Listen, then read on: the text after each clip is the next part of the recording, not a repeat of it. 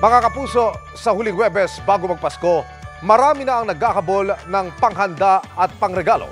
Chestnuts roasting na rin, ika nga sa isang kanta.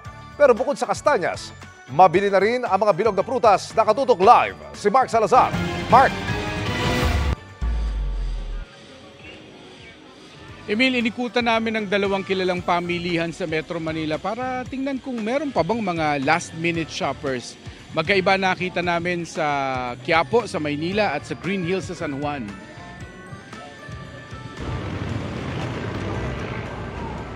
Anim na araw bago magpasko at kulang 2 linggo pa bago ang salubong 2025. Nakalatag na mga prutas na bilog sa Quiapo, Maynila. Mga sariwang-sariwa.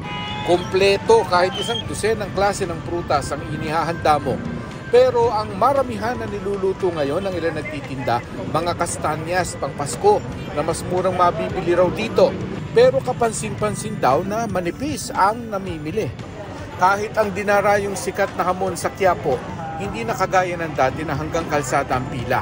Pero present pa rin ang ilang mga suki. Hindi pa pwedeng walang hamon eh. Hindi pwede.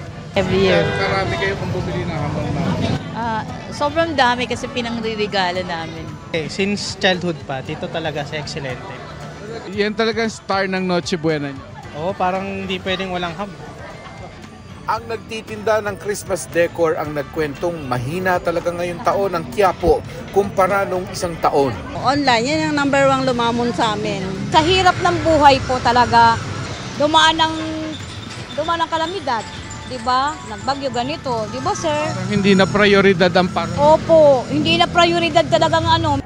Iba naman sa Green Hills, San Juan. Puno ang mga pasilyo ng tindahan ng mga damit at laruan.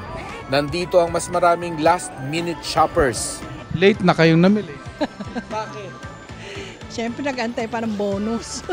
Napakadami niyong pinamili ninyo. Ano-ano ba yan? Sari-sari, mga t-shirt, shorts, sa mga relatives and friends.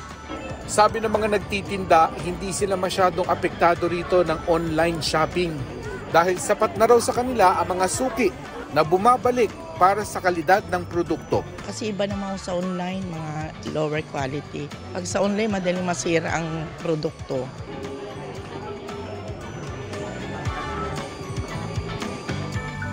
Yung mga ganito namang mga outdoor Christmas market kagaya ng sa Green Hills ay buhay pa naman ang komersyo, tinatangkilik pa, no? Lalo na ng mga galing sa trabaho na dito kakain bago umuwi ng bahay. Pero Emil, yung mga last minute shoppers, wala na rin masyado rito. Emil. Maraming salamat, Mark Salazar.